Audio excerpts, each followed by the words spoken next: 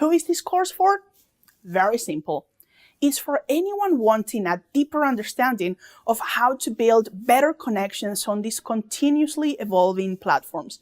It's for anyone who has made the decision to embark into social media for business and not just social purposes. It is for those who, like me, knew that there was something special in the social media world, but never had a true grasp of the fundamentals. Building the right foundations are as important online as they are offline. Remember, you can pause at any time, process the information, and do your own research. It is how I started, and it's the best way to learn. So what will I learn today?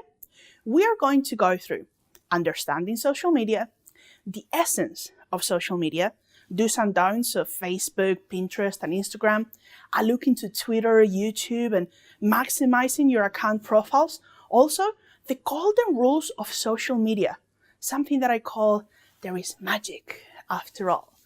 Benefits for business and LinkedIn, key steps to social media dominance, and I'm also going to give you a bonus, marketing trends for 2018.